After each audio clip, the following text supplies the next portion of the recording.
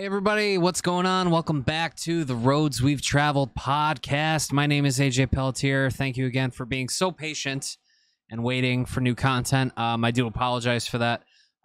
We had some technical problems with my PC. Had to replace some parts in there, which delayed some content for you guys. I also had some cancellations and had to work around that. So I do apologize for all that. And just a lot going on too the last few weeks, and I feel like it's been like a month since I've given you guys any content, but either way, we're back. We're gonna finish out season 2 with the remainder of guests that I have, and yeah, season 3 will start probably after the holidays at some point. So but in the meantime, we're still in the middle of season 2, so we're just gonna get right into it. We're gonna talk to my new friend and guest today, Mr. Way Harris from the band FireHoney. Waylon is a musician. We got mutual friends within the music scene. You know, you'll hear about in this episode. You also hear about his you know, growing up, dealing with you know, how he's put it, a part-time father, and being in a household where, you know, it was him and his other sibling and then their half siblings and stuff like that, and his struggles and growing up and dealing with all that, to how he got into, you know, his professions and everything like that, and just overcoming and being confident, and also coming out as bisexual too later on in life, and being a father as well. So I mean, his story is so powerful and inspiring, and I loved having him on as a guest. I would love to get Way back on down the road at some point, but let's just get right into it. Here is the long-awaited episode 38 of the Roads We've Traveled podcast with Mr. Waylon Harris. Check it out.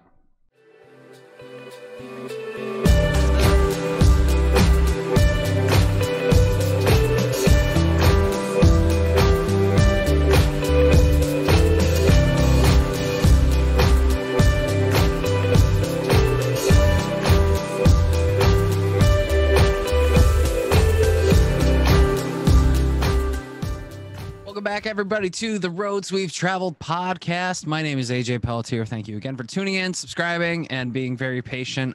We've had some technical difficulties for the last few weeks. I had some PC problems, which I probably talked about in the intro already. Yeah, so it was a long couple weeks. But anyway, well, you know, let's just move forward from that. But we are back with episode 38 right here with my guest Way Harris. Way, how are you, buddy? I'm doing good. How are you doing, AJ? Hungover. That has its perks, like maybe. When you're 34 and a half, about to be 35 in like 6 or 7 months, you know, it's hangovers last more than a day. So I feel like when you get to, you know, towards that, you know, aging, I feel like more hangovers tend to come into your future, maybe. That's my assumption. I mean, so my problem is that, like, all right, for my listeners, last night, again, I'm fully vaccinated. My friend Steph was visiting from Florida, and she was hosting a karaoke show at a local bar. And I don't get out much anymore because, you know, 1, the pandemic, 2, I work like crazy, stupid hours. But I said, you know what, forget it. I'm gonna go out tonight. I'm gonna go hang out. Haven't seen my friend in years. You know. Do a karaoke. She's doing a karaoke show. Let me go out and support. Some of my other friends came out, and you know, had a little too much to drink, and now I'm paying for it. But I haven't sang in years either, so it was nice. It was nice to. Oh my God! You know, off the pipes. I did see that video on Facebook of you singing. I think that was a Slipknot song. No, Stone Sour. Stone Sour, yeah. Yeah, and it was a Inhale from Stone Sour, and then I started with one of my go-tos, which is Hemorrhage from Fuel. That always seems to be a crowd pleaser because everyone knows that song. So how did your throat feel after that? Oh, dude, I kill that song every time. I like in a good way. Like I don't, you know, not a bad way. But the Stone Sour one, that's like down after a couple songs. Like my vocals are warmed up enough where I can do the growls and shit. So. But anyway, how are you doing during this whole pandemic? Oh man, I mean, it's been a journey, man. I mean, talk about the roads we've traveled. I mean, this pandemic's been very interesting to say the least. I mean, I've gone through a lot of changes, mentally, professionally, just a few things here and there, some good, some bad. For instance, at the top of the pandemic, I ended up getting laid off from a job. That was kind of devastating to me because I've been working this job for about 3 years. I had a bright future in it. I did, my due diligence and, making sure my position there was A1, as the kids like to say these days, the younger millennials and Gen Zs. And, something like a pandemic ripping that from you seems, it's just, it feels like a pierce to the heart, really. So, that it was a thing there, but I've been slowly recovering. I now have 2 jobs, thank God. Welcome to the club. Well, when you did say you work crazy hours, I was like, man, yeah, I agree. I feel that's relatable. Yeah. Beyond that, I mean, benefiting wise, I mean, I'm in a band after so long. We, are babies of the pandemic. So that, not being able to play out through this year and some change and, seeing the change in venues since the last time I was out in 2016. Oh my God. And it's been,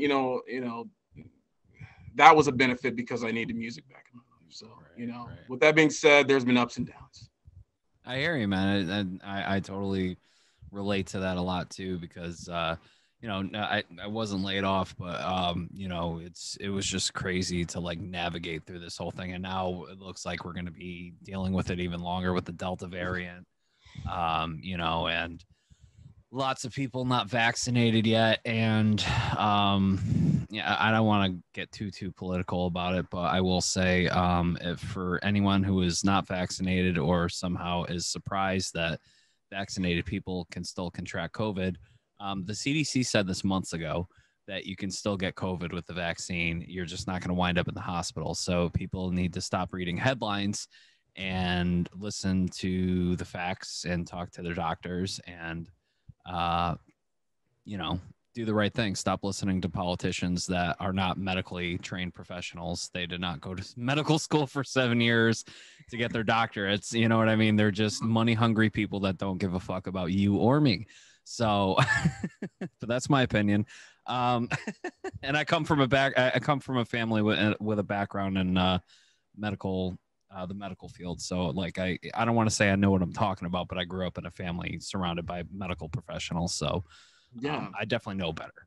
So, I got the vaccine. Like I said, I'm perfectly fine. There's still a chance I can get COVID, but I'm not going to wind up in a ventilator. You know what I mean? So, I mean, that's the plus about it. It's going to help. The very few that are out there, by the way.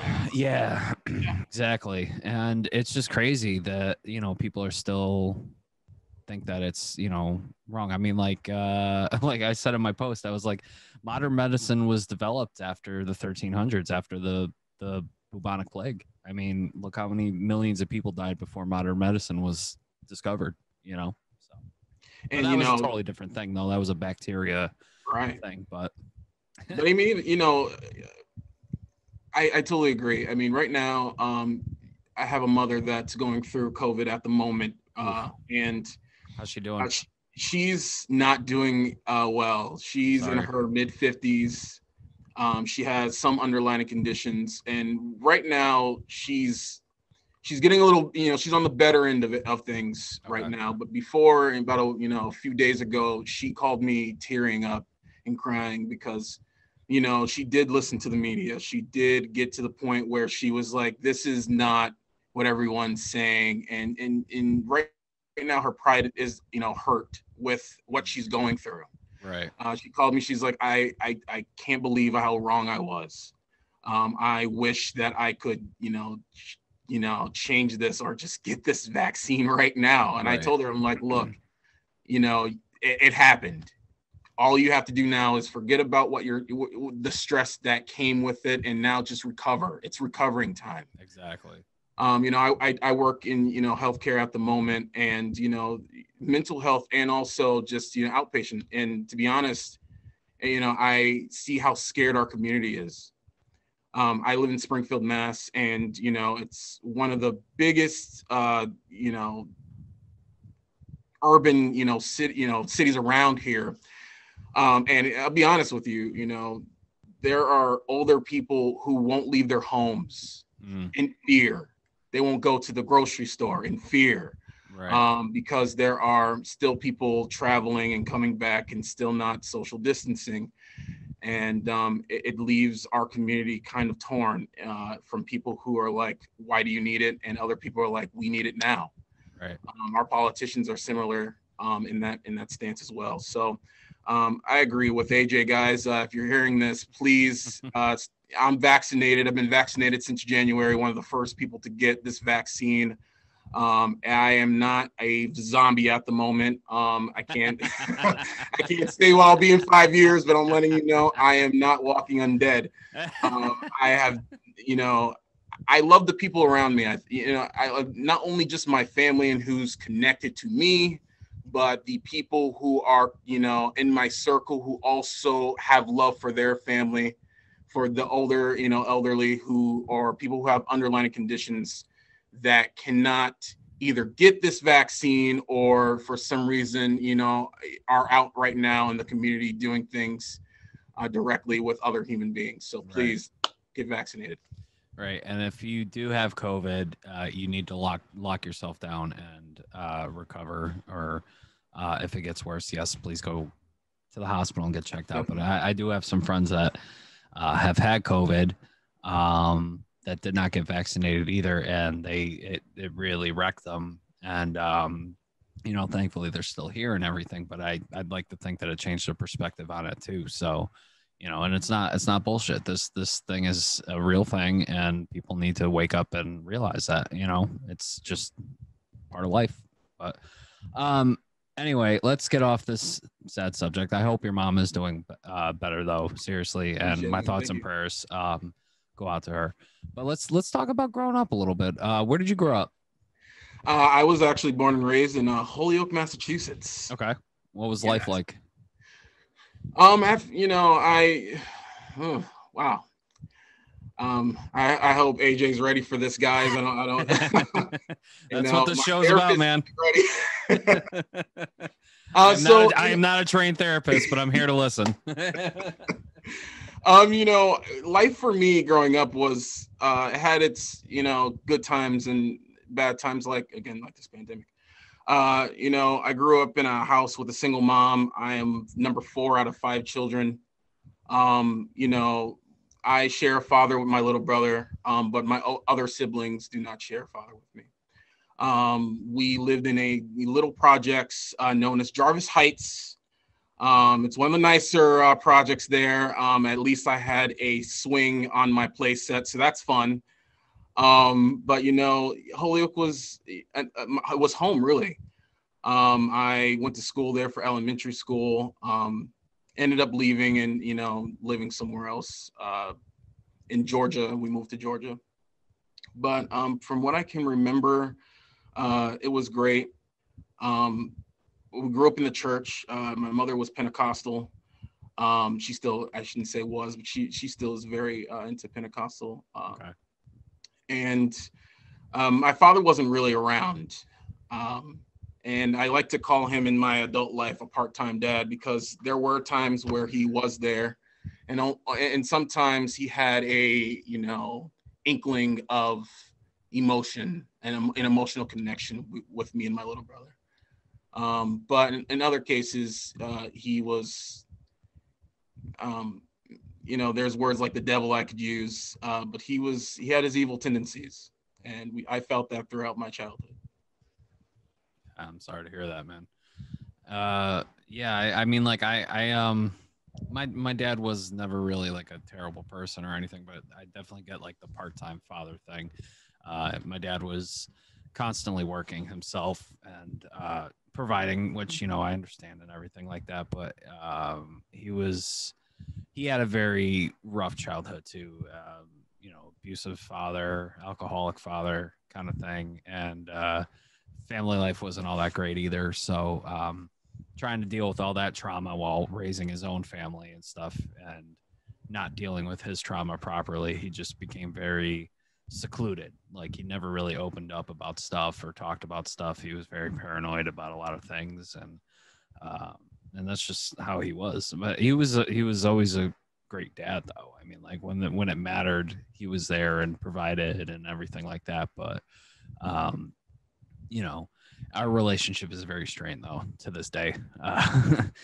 He texts me when he kind of needs something now, like if he needs something off of Amazon, he'll text me and ask me to order him something. Hey Sonny, can you get me that? Yeah. It says it's $12.99. Can you please? Yeah. But like we don't really talk about his feelings or whatever. I mean, like especially now, like his health isn't really all that great. So I'll ask him questions, but like I don't really get the whole answer because he doesn't want anybody to, I guess, worry or whatever. But we all know what's really going on, So, yeah. But anyway, that's just my relationship with my dad. I'm just trying to connect with you a little bit on yours, but yours was clearly different, though. I feel like there's something that you said in there is that you never really connected emotionally. Or they never showed his emotions, and I completely can relate to that. My father, he never really sat down or ever had a conversation that was worth much. And I don't mean that in the sense of something coming out of his mouth, and yada yada yada, one ear out the other. No, it was. I always craved that from my parents. My mother is a little bit reserved, but like you were saying, I can understand her background more than I understand his. I don't know, his home life. Right. Just to give a little bit more of a backstory, for me personally, my father, he cheated on his wife with my mother to have me and my little brother. And growing up, I never knew that. As an adult, I came to this, to these stories from older, his siblings, my older siblings. I have two siblings that don't share a mother with me. Having conversations and getting pieces of the story. And I always wondered as a kid, I'm like, why don't I know my grandparents? Like, why don't I know his parents? Like, why don't I have cousins that I play with? And I always thought it was bizarre. And there was so much drama back then that I witnessed, and I never could understand what was happening up until I was old enough to piece it together. I'm like, so we're the bastard kids. I'm like, I see. We're the ones that you have to take care of because it was your bad. So you're trying to atone, but you can't. Was there a level of like resentment from like your half siblings or like stuff like that? Yeah. They tried their hardest, especially in my youth. I remember my oldest sister, she's, close to 40 at the moment. And for me, she always felt like a mom. Like, she always felt like a parent. She's like, well, our dad's not here. And my mother and our father, has separated, but I don't want it to feel like we're abandoning you. And my older brother too, he was very much like that. But as time went on, I'm sure as it sank in their heads that, their family would have probably continued to be together if it wasn't for the situation that my father and my mother got into. Right. And I often wonder, maybe they, had a thought of a perfect family. Maybe they're like, if my father didn't have to go out and find someone, maybe our home would have stayed together. And, in conversation sometimes with them, I can feel that sort of, I love you, you're my little brother, but that drama behind it, it's there, it's palpable. So yeah. No, I get it, man. Like that's got to be rough, man. Like, it's. I'm trying to think because like it's It's almost like that a little bit with some of the relationships with me and my siblings too, because like I mean, like we're a lot better now, but like growing up we weren't really as close. I'm very close with my sister now, that we're adults finally and have our lives together. uh you know, my relationship with my younger brother isn't really all that great. Like we'll talk here and there, but he has his own demons as well and deals with depression and anger, and in his way. He doesn't do it in a healthy way at all, and I'm not going to get too deep into, you know, what's going on with his life, but he definitely needs help and he needs counseling and etc. He just doesn't want to do it, and it strains on you know, relationships with people around you, and you know, you can only help people so much, you know what I mean, before Yeah. you got to worry about yourself. So it's like, and it's the same thing with me and my dad. It's like I had to set up boundaries between the two of us because of stuff that happened between him and I. Like, he got remarried a number of years ago, but didn't want anybody to know about it. I found out by accident.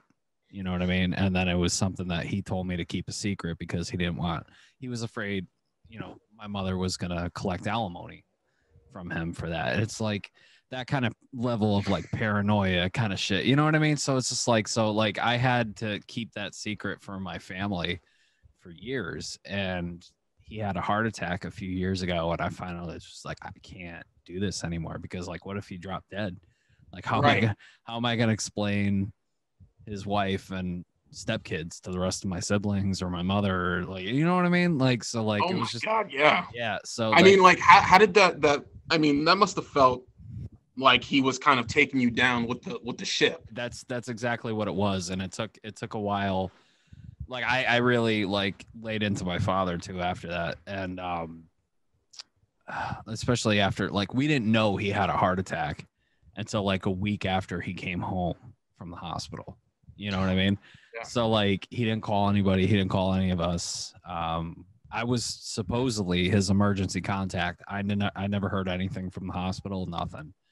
And I was pretty upset. I was pretty angry. And I snapped. I was just like, I told my sister and my brother about his life and this, that, and the other. They were like ready to head over to his house and like start shit. I'm like, he just got home from the hospital from having a heart attack. Do you really think it's a good idea to go there and start some shit? You know? Like, Oh so, my so goodness. they're like, yeah, you're right, but you know, we're all gonna talk about this, and we did. We sat down and we hashed it out, and we all laid into my father about what the fuck, you know what I mean? So like, um, and you know, there was some resentment from my family, but not much. They were more angry at him than they were at me, you know. So my mother was just, I can't believe he made you keep that from all of us. You know what I mean? Like she was like, I'm not mad at you. I'm just like, but at the same time, she's like, I'm just not surprised anymore because he's just always been so private and secluded. You know what I mean? And I'm like, So yeah, so on her end, it didn't feel like there was resentment, you know, from your no, mother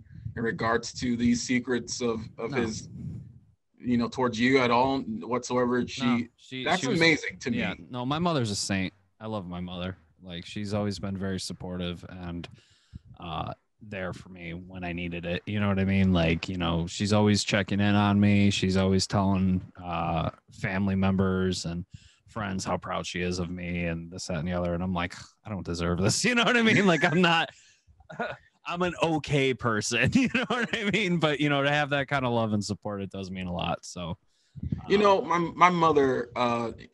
So I had a child almost 3 years ago. From November. And I told myself that when my fiance was pregnant, I started thinking about all these parental skills that I learned and or will learn going forward in life, or what I haven't learned yet. And I thought, about my mother. I mean, like I said, she was a single mom, had 5 kids.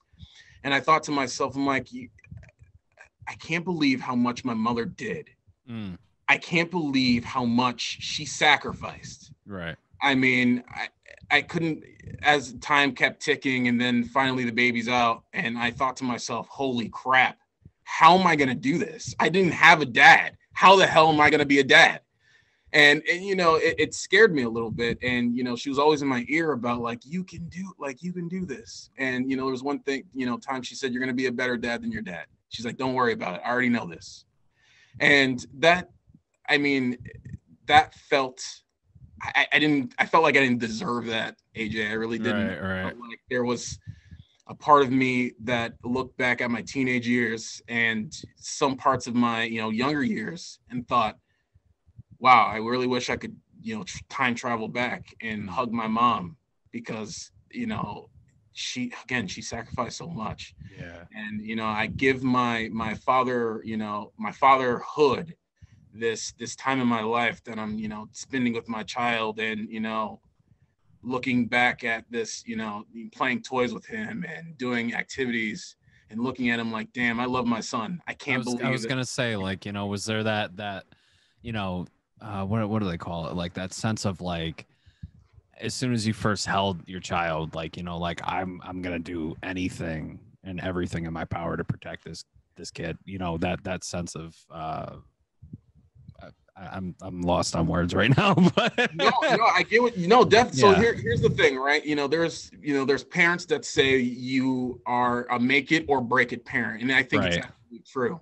I think that there's a lot of other things psychologically that happens and chemically in your brain that happens to you when you see a child for the first time. See, I've Right. had children, you know, around me all my life. I mean, I am one of the youngest of my siblings. And right now, I believe I am branching towards 16 nieces and nephews standing today. And I'm only 27. So most of those kids were alive when I was much younger.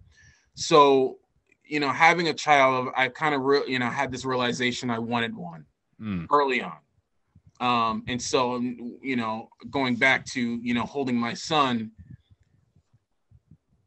I instantly had a mental conversation with myself. I remember like it was yesterday. I said, Waylon, you can't fuck this up. Right. I never had such a frank moment with myself, because it was a moment of, this is real. Like, maybe you could coast in other things, but you can't coast here. Right. Because of how you feel towards your dad. So when your son gets older and he wants a hug when times are rough, what do? You want to give him a hug. Right. Instead of being like, here's $100, son, now carry off, I'll see you in 2 years. That's not how fatherhood should be. Right. I need, you know, I had so much in my head, and it was, you know, revolving around what I can do to be, you know, a better father than mine, but also just a better parent. And I love my mom, again, like you were saying about your mom, she's a saint, and I love my mom unconditionally. But I do identify with her in regards to mistakes. She did make mistakes, and I'm sure she's not proud of those mistakes.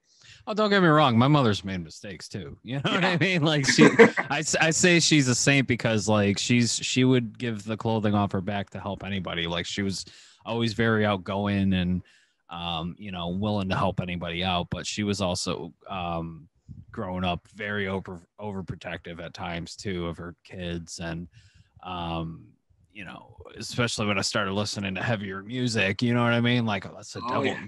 That's the devil's music. This, that, and the other. Like, I don't want you listening to that in my house. And I'm like, well, I just want to listen to it even more now. Like, that's hilarious. I mean, again, growing up as a Pentecostal, man, oh my goodness. See, I had that same, you know, having black gospel music, by the way, if, you know, again, if you're listening to this podcast and you're looking at my face, look, gospel music is everything in between when it comes to, you know, sound. It's rock. So powerful. It's so powerful. I mean, there's so many different things that creates black gospel music. And to be honest with you, I am privileged to have grown up in an environment like that. Right. But I must say, you know, when in regards to the community that is, you know, the Christian community, as soon as you know, my very first band I've ever listened to, I kid you not, from album to album was Linkin Park. Nothing wrong with that. Oh, nothing better than Little No, Lincoln Park. I love Linkin Park. That their third album I wasn't crazy about, but you know, and whatever. But Chester was an amazing vocalist. God rest his soul. Yes. You know, that was a very sad day. But yes, no, I loved Linkin Park, dude. You know, Hybrid Theory was my middle school anthem. Mm. It really was. It took me to a different. You know, we talk very metaphorically about what music does to us, but I can honestly say I transcended. Mm. That was the very first time I knew that I was a little bit different from everyone else that was around me. I knew that I you know, guitar sounded like, I mean, it sounded like heaven to me. Right. Chester, I mean, with Mike Shinoda, you know, putting down those rhymes at the same time, I was like, wow, this is, you know, my speed. This is right. different.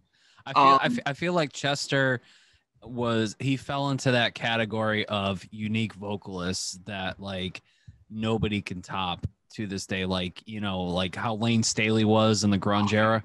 Like nobody can touch Lane Staley's vocals because they were so iconic, and it was such a loss when he died too. And now that Chester's gone, like I don't think anyone can top what Chester did either. Chester was just an amazingly talented vocalist. You know, I think about, you know, vocalists that have passed. You know, Chris Cornell. Yes. I was having a conversation a couple of days ago with a buddy of mine, and you know, he was listening to some music that, you know, I am, you know, developing at the moment. He's like, because I like to get opinions, by the way. When you're, you know, in the studio and you're, you know, mixing and doing this and that, you want to have a unbiased ear. And I go to this person for unbiased opinions, whether they hurt or not. But he listened to one song and he was like, there's a little bit of Chris Cornell going on. And I like that. And I thought, I was like, God damn, I miss Chris Cornell. Yeah. I mean, that man was a visionary. That, I mean, in regards to riffage, in regards to creating a vocal, I mean, he was a fantastic artist. So hell yeah, dude. As well. But anyway, we're talking about you know, you're talking about gospel music. Yeah. So you know, church music for us, I mean, for me and my family, it's always been with us through our generations. My grandmother, my mother's mom, she was an evangelist and she sang. And I remember being a kid, and she died in the year 2000 when I was about 6, but there are about, you know, 2 years of memory, full-fledged memory that I remember of my grandmother.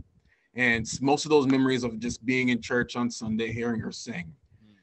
And oh my God, I mean, like she was a belcher. I mean, honestly, if you put her in a metal band, she could have sang, dude. She had the voice for it, and I miss that sometimes. But it has always been a part of me. So my very first instrument was actually, you know, playing drums. I'm a guitar player and a singer, but I started off playing drums, and it was because of you know gospel music.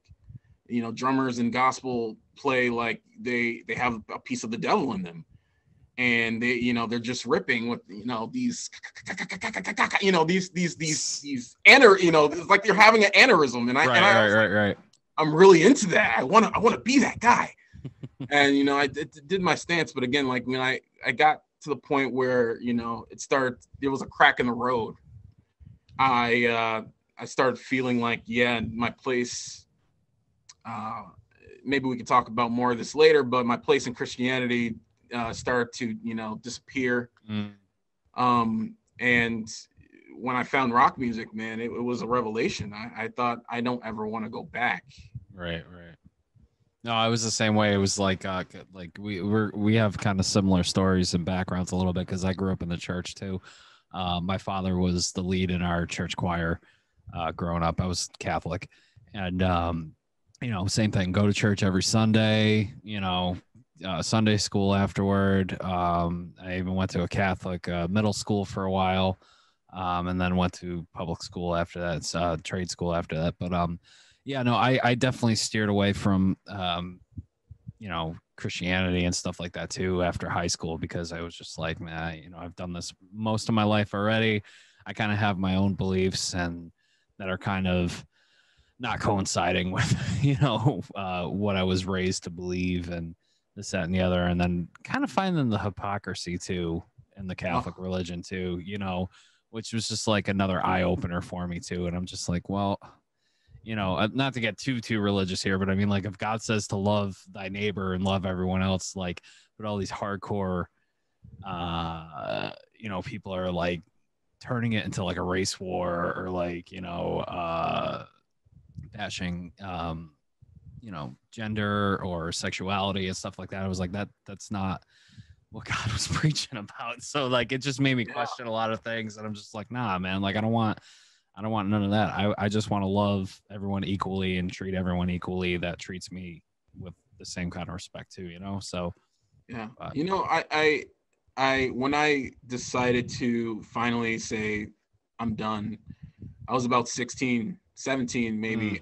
And I did what I think few do. I took the time. I was like, you know what, if I'm going to leave this, and I want to feel like I'm a part of this wholeheartedly, I need to understand it more. And going back to what you're saying about hypocrisy, there's a lot in it. And like you're saying, if there's an almighty, powerful God, you know, someone who is all loving and all powerful, you know, he's not going to care about your position in the world in regards to what you look like, who you love, and this, that, and the other. I mean, look, evil is evil. You're not going out and, you know, slaughtering whatever or doing that sort of thing. There is a special place not only in the hearts of people who are religious, but, you know, us as a community saying that's no bueno. Yeah, you need to be separated. And I think that in regards to a spiritual and, you know, something within all of our souls, we can all kind of come together and say, we know what's bad and we need to shift it behind us, and things like murder, shift it behind us, you know, do what we need to do necessary for that. And I think that, you know, there are times when reading this scripture, there are justifications for things that us as a society say that's not good. Yeah. And I think that's where the hypocrisy starts to seed. And so I, as a, you know, person who I love knowledge, to be honest with you, I love learning new things. I always tell people that I always want to be a student of the world. I want to learn as much as I can, feeling like I've mastered it. I don't want to feel, you know, naive in thinking that I'm going to be the best at something. Right. Because there's so much to offer from this world. So going out and, you know, venturing into other religions and kind of seeing what spoke out to me, you know, what was the similar hypocrisies that those religions had, and do I believe that there's cause for it? And, you know, there have been many that I think that are beautiful religions. There are, you know, people who believe in things that are ancient, that hasn't, you know, religions that, you know, stem off of titans and, you know, these, you know, almost comic book like characters. And, you know, right now, those people, even though they're the minority, they have very beautiful religions. And, you know, the hypocrisy was not found. It was very similar to what I mean by the community and coming together and thinking, when something is bad, when something's at the low, we should all shake hands and say, that needs to shift behind us. So yeah, no, I hear you, man. It's I don't know, man. Like I just can't get behind organized, like, you know, what I used to practice and stuff anymore. That's just me. I just found the hypocrisy in it, and I was just like, nah, man, like I can't do that anymore. And I'm a firm believer in karma, and what you give is, you know, what you get. You know, treat everybody with respect. If you want respect, give it back to you, kind of thing. So that's just me. But like, I tell you what, though, my favorite chapter out of the Bible, and I got a lot of shit for this from my family about, but like, I loved Revelations. It's my favorite book too. Oh my goodness. That's when it's like someone who was writing the Bible was like, how do we give this the most explosive ending? Yes. It is the most metal chapter of the Bible, written by someone who is clearly bullied and tripping acid when he wrote it. I mean, like, it is the most metal chapter of the Bible, and it's just like, whenever I hear it or read it or whatever, I just fucking guitar solo in my fucking mind, you know? Yeah. You know, there's an episode from American Dad that talks like the end of the world, the apocalypse, and Jesus comes down, and oh my God, it's great. Oh, Like if you haven't watched it, please watch that. I'll have to check it out. But I just just trying to like understand too is like some of the fucking creatures that are like were talked about in Revelation too. Not to get like on a total religious spiel here or whatever, but like every time I hear it, it's just like, and he had like the face of a bear, and the paws of a lion, like shit like that, and I'm just like. It's like the Bee Gees wrote the end of the Bible. It's like, you know what? Take some. Oh yeah. Oh, that 7-headed ape that came out of the wood. Like, he had 10 crowns. Who the fuck wears 10 crowns? Like, you know what I mean? Like, kind of. Who makes 10 crowns for a dragon? I just let me know who makes these 10 crowns. I was like, this guy was clearly bullied out of where he was living for his religion, and he was clearly tripping balls when he wrote this fucking book. So. But anyway, oh my goodness. Oh, I'm probably pissing off a lot of people. I don't care. But no, that was definitely my favorite chapter of the Bible. I was like, hell yeah. I think, when it comes to the Bible too, just like the beginning of it is very angry God. Exactly. The anger is so fueled throughout this book. And I think to myself, I'm like, no way. No way with this vast universe that we live in. No way. Anger is minuscule and a line of many emotions that we feel as humans. Can you imagine a deity? Yeah. It's so weird too. It's like I was listening to this podcast, last podcast on the left. Definitely check them out. Great podcast. They do a lot of research into true crime, the occult, religion, stuff like that. It's also kind of a comedy podcast, but they give you factual information. Like they did an episode on the Book of Revelation. It was just like, they tell jokes here and there to kind of lighten the mood of how fucked up some of these situations are, because he kind of needs some humor to be like, that's really fucked up. But hey, you said this funny ass joke. Thanks for that, because now I'm not thinking about all the blood and gore of the story. So anyway, no, they did an episode on Revelation. They also did covered like a bunch of serial killers, like famous ones. They've talked about the bubonic plague, which was like perfect timing. Yeah. What's going on in the world right now? So, but like it's just crazy. I love that show. But anyway, I was just getting on a tangent about stuff like that. But anyway, so you were talking about you were in healthcare. You're in healthcare. Is that your main? You said you have 2 jobs, though, right? Yeah, so right now I work with seniors who are looking for services for people. It's called adult foster care. Right now there are people that are in the community that live probably with an elderly person, maybe a family member, or has experience in caring for someone who's elderly. We in the program that I work in, we make sure that there is someone in the house to take care of that person. They get paid through the state. And then my part-time job is in mental health. I'm a mental health counselor, and yeah, they are both very different on the spectrum, I must say. I've been very passionate about working with the community, my community, really. For years, I've, always, especially in school, looking around me, and I'm thinking, there's always someone who's going to say, this kid is going to do bad things, or their parents should have done something. It's always, the fault of the individual, and, it's not because they didn't have the right resources, or maybe, there wasn't something, that they could have gone to help them in their trajectory. So I've, came to the conclusion that that's somewhere where I want to be. I want to be in the fire of it all. And for the last, handful of years, that's where I've been, and I'm thrilled to do it. It's got, especially in mental health, to be honest with you, mental health has been, I suffer from depression. Same.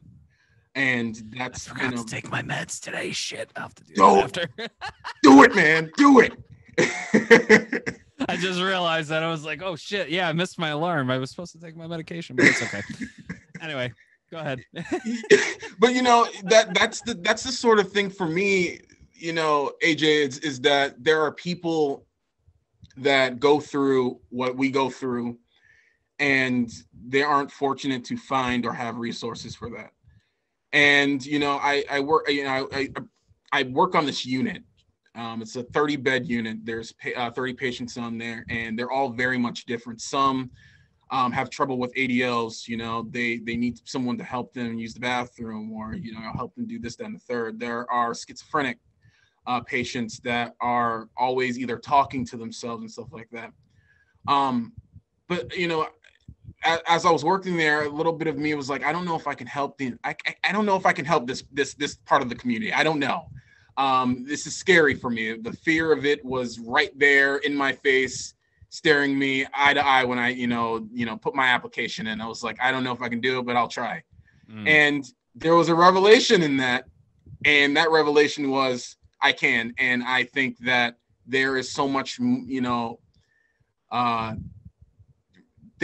there are so many people that are in situations like that you can relate to, and you don't even know.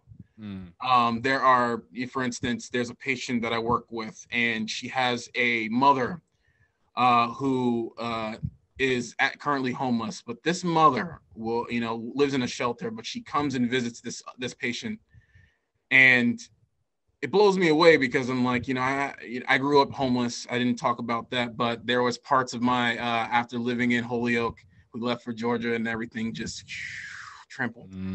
But she started telling me about her life with her mom, and how her mother would never leave her, ever.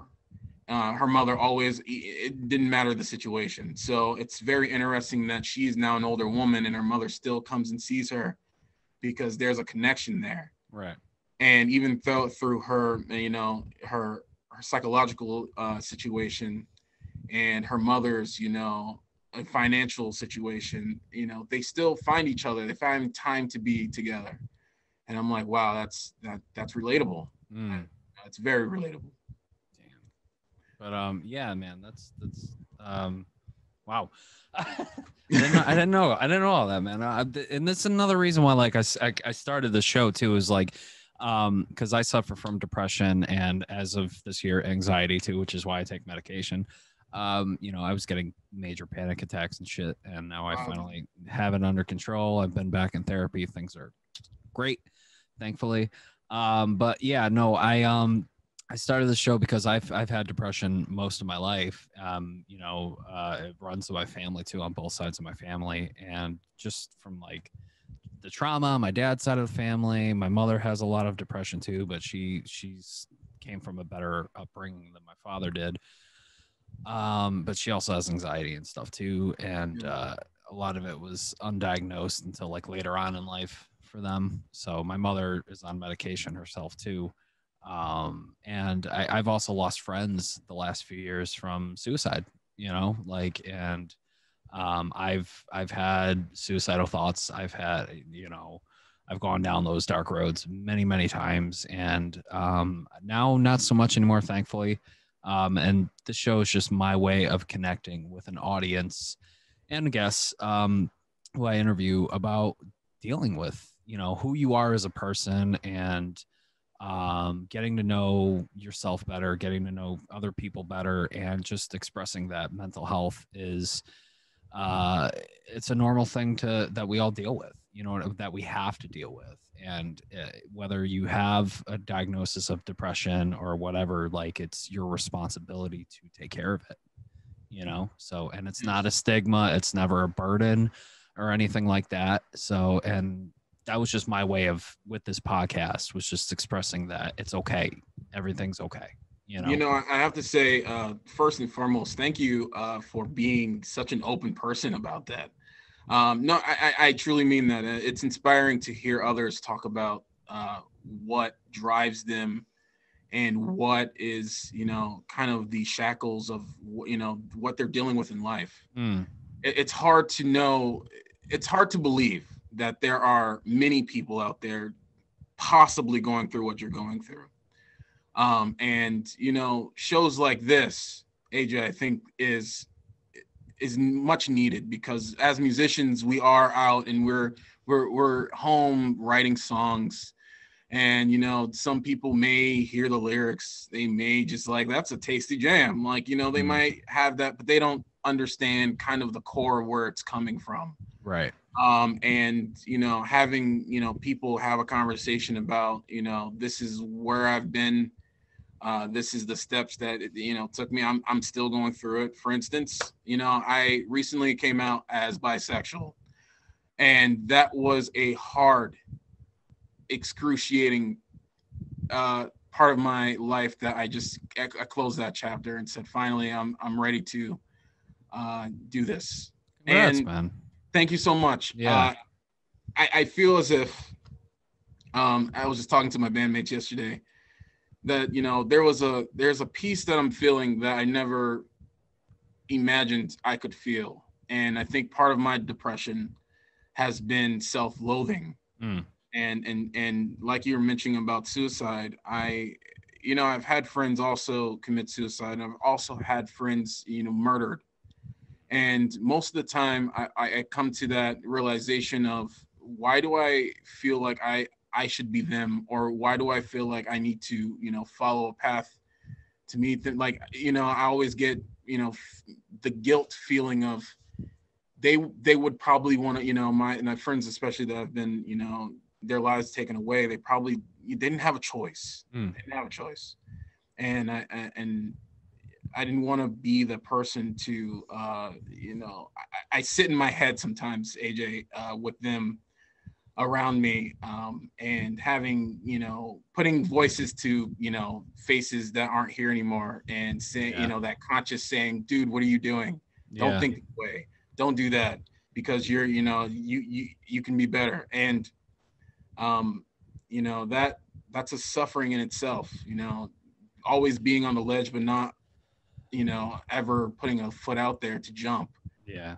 And not just always just standing up there. So That was my problem for a long time too. It's just being locked in my head and overthinking and playing the guilt game or whatever. Like, you know, I could have done better here, or like I could have tried harder with this person or whatever. And I don't know, just a lot of stuff that really doesn't matter. You know what I mean?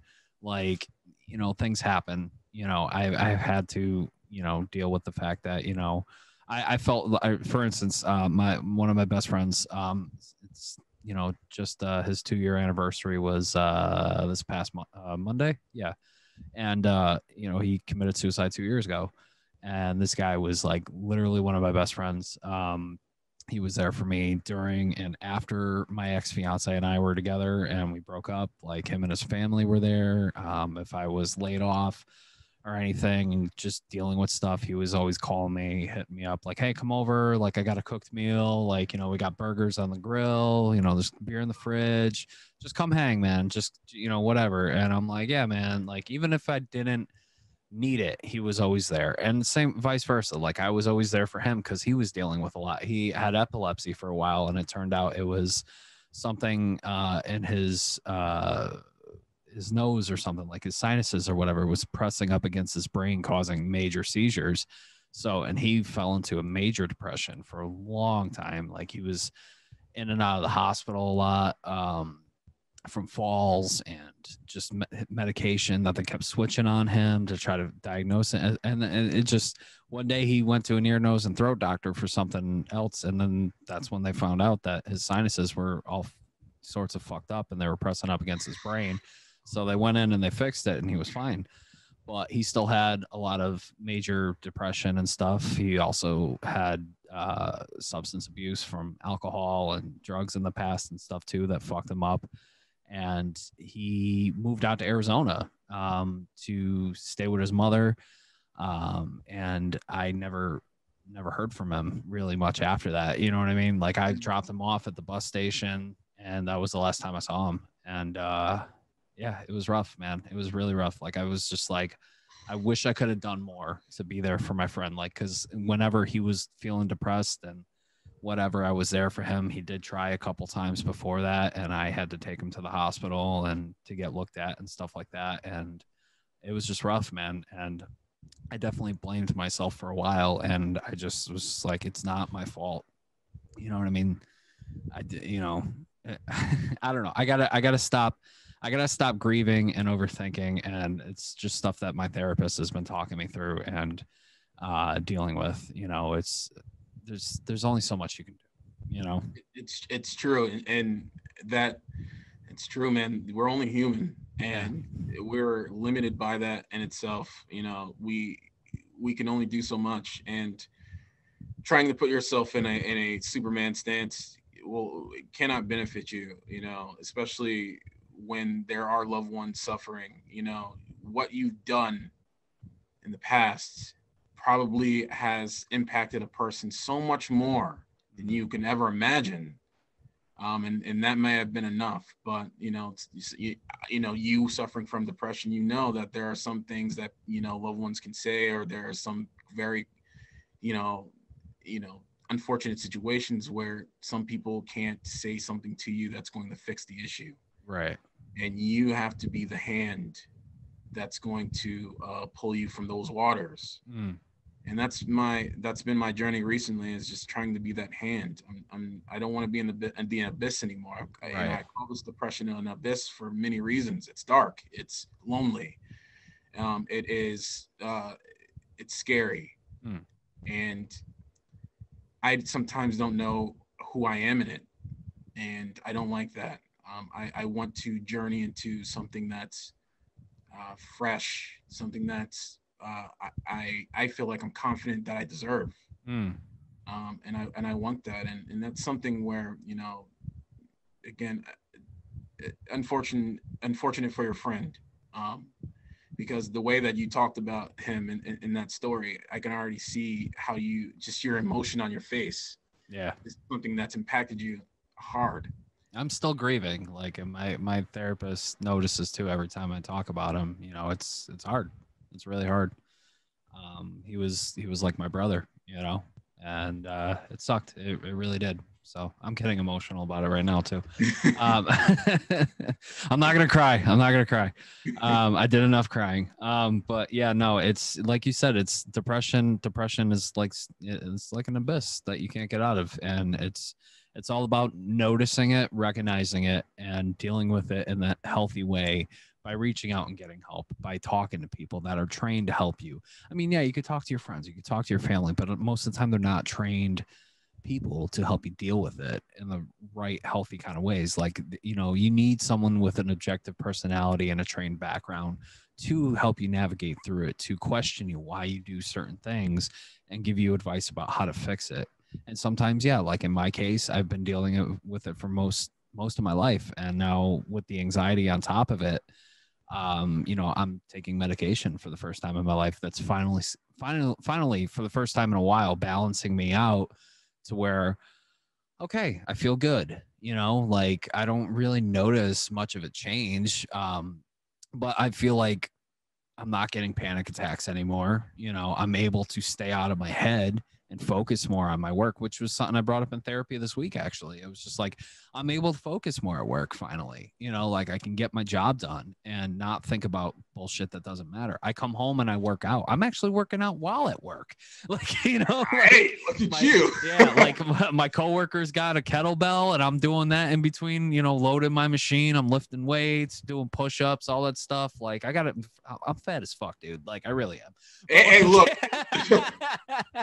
I got to drop some weight, man. And I watched that video, the 2 videos that my buddy recorded of me last night from the show. I'm like, fuck, man. Like I gotta lose some fucking weight, dude. Like, Look, I to be honest, this pandemic has hit so many people in that way.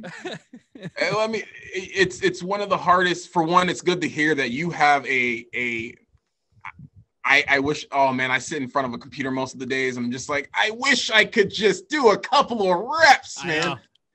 But I mean, before the pandemic, I used to be, my highest weight was 430 pounds. Woo. Oh, I was a big baby. And oh my God, playing shows was exhausting. It was exhausting. And now my lowest weight was 230. And that's right now, yeah. See, it's very interesting because I'm 6'1", and I should be 190 pounds. I should be around there too myself, but I'm not. It's not. Look, I'm about almost 300. I'm just like, yeah, no, this pandemic is really it's making my bear figure just yeah.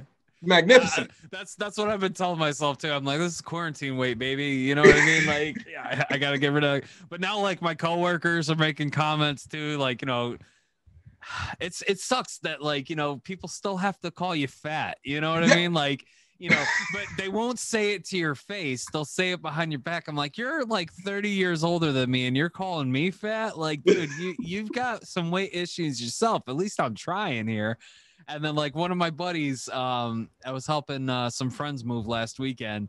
And, my back has been kind of fucked up too with, because I've had surgery in the past and everything. And like, and the weight doesn't help. But like, I forgot how we got into the conversation of it, but we were moving stuff. And he said something, I said something back, and he says, well, AJ, I'm not trying to say that you're fat or anything. I'm like, you motherfucker. Like,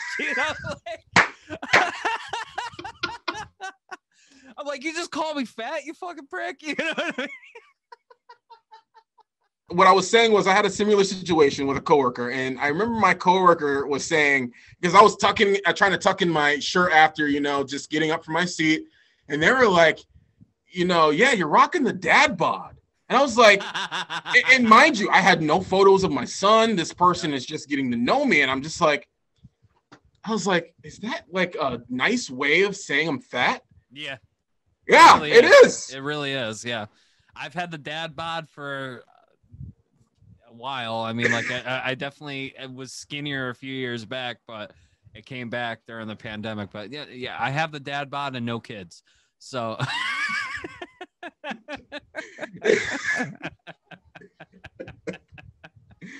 Oh my god, I don't know, man, but yeah, we're talking about music. Like, what's going on with you in music right now? Like, what project are you working on? So right now I'm in a band called FireHoney. We were born in this pandemic. We got together in January 2020. So you can only imagine that, creating songs and things like that. The first 2 months I had ideas about what we would do in 2020, and then March came around and just ripped that up, away from us. So with that being said, FireHoney is a trio. My drummer, Jesse King, and my bass player, Benji Raymond.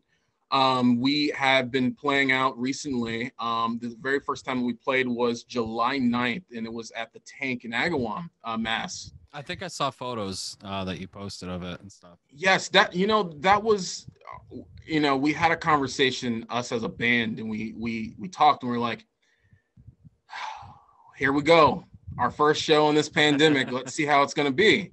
We all are vaccinated, but we all have, people in our lives that we're cautious about going out in the real world. And so we played the show, and it's interesting because it was with, a few bands were, of teenage age. And it was such a great comeback show. And again, I haven't played since 2016. I was in a band called Saneless. I founded in 2013.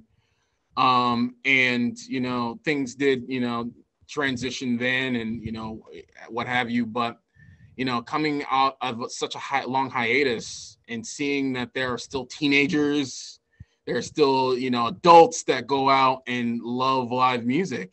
And when we played, the crowd gave us their all, and we gave them their all, our all, and it was a wonderful night. So, please, look out for, if you guys are listening to this and you're looking at my Facebook page or Instagram right now, music is coming. We're creating an album now. It's a 10-song album. Nice. Right now it's in the mixing and mastering stage. I can't wait to hear it. On the lookout for that. Hell yeah, dude. That's awesome, man. Like I'm actually working on my own solo stuff for the first time in my life, hopefully soon. I've got a guitarist finally. I got a drummer. I got my friend Jeannie, who said she'd help with some bass tracks. Yeah. And I got another friend of mine for a lead guitarist. I just keep forgetting I have to call him and talk to him, but he's also a busy guy. So but yeah, no, I just want to put together like a studio album and just maybe a couple shows, and that's it. Like I did the whole playing out for a long time, especially during the In the Red days. And oh my God, In the Red, man. Oh my goodness. I remember the first time I seen you in that band, dude. I will never forget it. You were energetic. That means a lot. I was also a lot skinnier too. So all that moving around on stage, doing that a couple times a month, and then practice definitely helped lose some of this weight. But yeah. Oh my goodness. Yeah, no, I definitely miss the stage and stuff, but I just don't miss having the hustle. You know what I mean? Like selling tickets and packing up and gearing up and, you know, this, that, and the other. Like I miss the people most of all. Like I definitely miss hanging out with people during the show, after the show, performing for them, that kind of thing. But I just don't miss the drama. I don't miss the hustle. You know what I mean? Like I just want to record something that I'm proud of. Not to say that I'm not proud of what I've already done, but just something that I can feel accomplished and satisfied with, because I'm never satisfied with what I do. Like I always feel like I could do more. And I just want to put something together like what you're doing, maybe like a 10, 12 song record of especially what I've gone through the last few years, and put it out there, maybe do a couple shows. I definitely have some ideas for a few music videos, and then that's it. I don't want to play shows like in Rhode Island or Massachusetts, or I don't want to go out and tour. I just want to have a couple shows close to home, surrounded by people that I care about, and just, you know, one last time, and then I'll probably hang it up after that. You know what I mean? Like, yeah. I mean, you know, I understand what you're saying when you're come to, you know, there is if you're not a musician and you don't know the kind of musician's life, you know, AJ, the point that you're making about, you know, the drama and the, you know, going from show to show and having to either pack that show or, you know, or wait for those 5 individuals to stand in right at the front and don't, you know, move their heinies. Yeah. We've had those situations. It's tough out there. It really is. Sometimes it's especially when you're going through mental, you know, situations where, you know, you're like, oh my God, like again, like, you know, this person's saying that, or, you know, other bands are being this way, and it's really out of your control. Yeah. And it sucks. And I've gone through that as well, to be honest with you. That portion of whether or not I want to continue doing this is only, you know, fueled by, like you're saying, the people, the love of people who are connected by what I do. Right. And also my love of music itself. I mean, I've, you know, been creating music since I was 14. I wouldn't say anything good, but I created since then. And, you know, there is a almost reflex, you know, at that point, you know, just, I was, you know, talking about people who go through, you know, depression and want to connect with music. And that's what still drives me as a musician. But, you know, I could definitely do without the drama and the other things that make this a little bit less desirable. Yeah.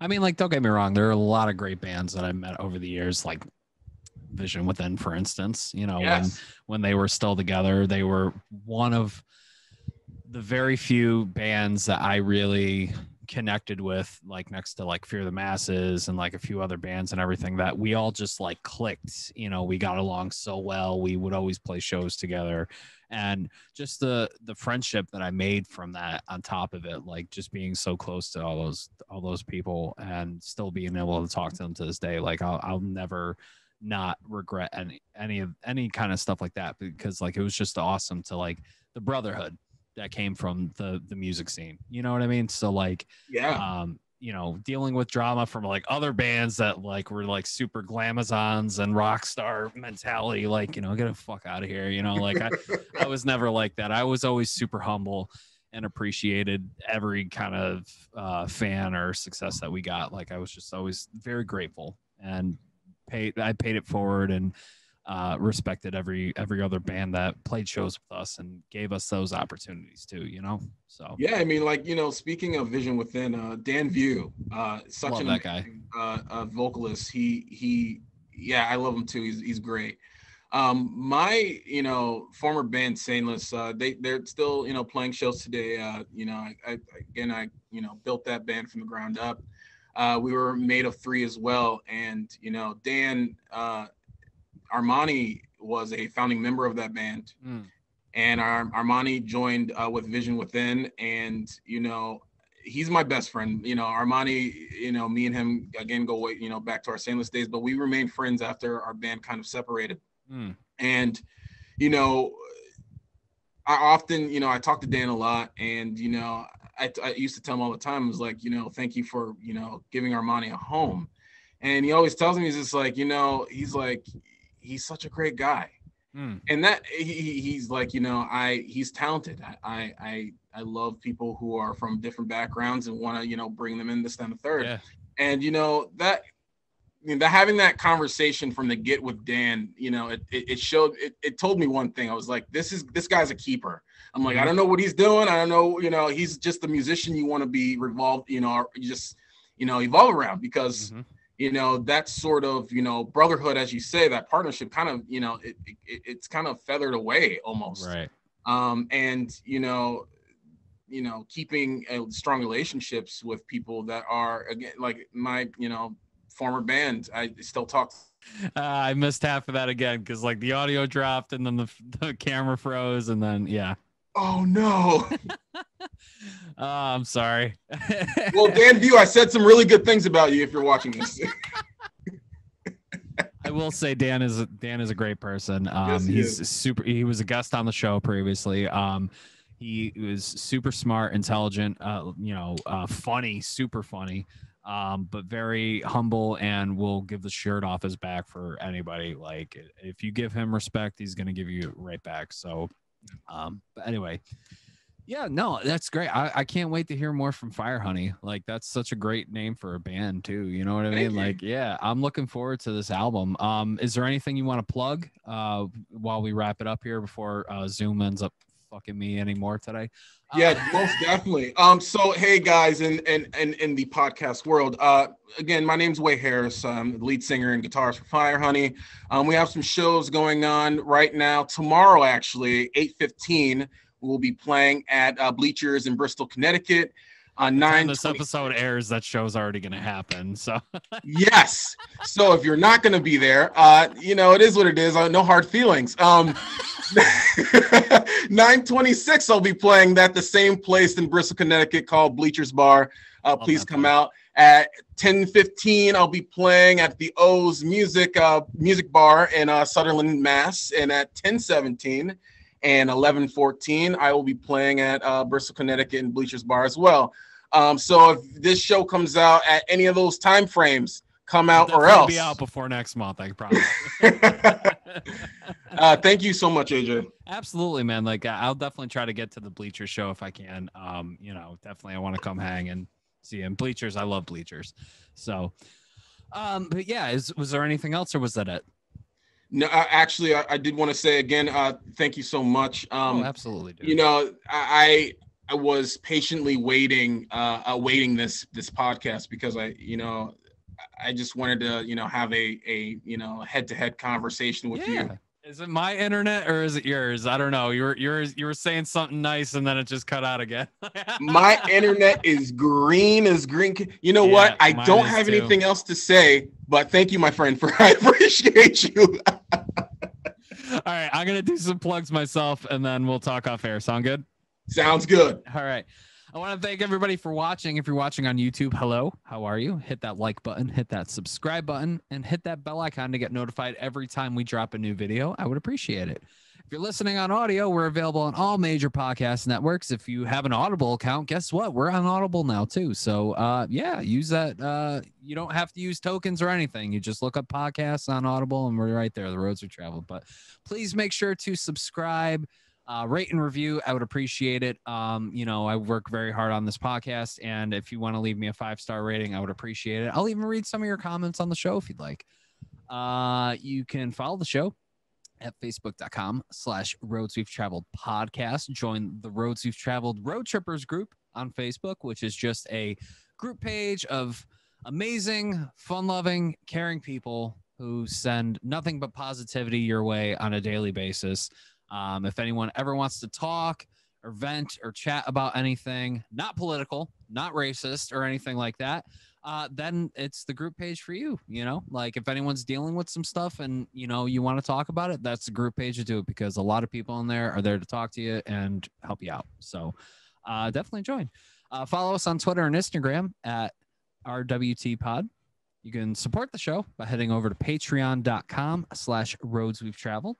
We got merch on TeePublic, designs that I've done myself. So please, if you would like a shirt or a mask or a mug or anything like that, help yourself. It definitely helps support the show. You can email the show at roadswetravelpodcast@gmail.com. Get me your questions, your comments, your stories. I'd love to read it on the air. And you can follow me at Twitch, twitch.tv/JRBuckleGaming. I stream every Friday, Saturday, and Sunday nights for the most part. Lately, though, I've been kind of trying to get out and do stuff with people and not be so isolated in my apartment as much. But, I plan on streaming tonight. And you can check out my portfolio at www.alanmpelletierjr.com. Hit me up for graphic design or video editing work, whatever, if I have time. Or check out what I've done.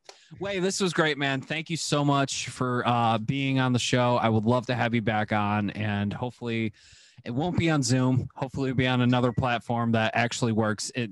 Apparently sounds great to me. Apparently the new one that works, it may still freeze up, but the tracks get recorded separately on a separate thing, so they're not messed up in the final process. It may get messed up in the connection, but it's I'm not going to lose anything. So unlike Zoom doesn't have that. So but anyway, wow, yeah. Yes. But we'll see. But anyway, thank you so much, brother. I appreciate it. Anytime, man. Take care.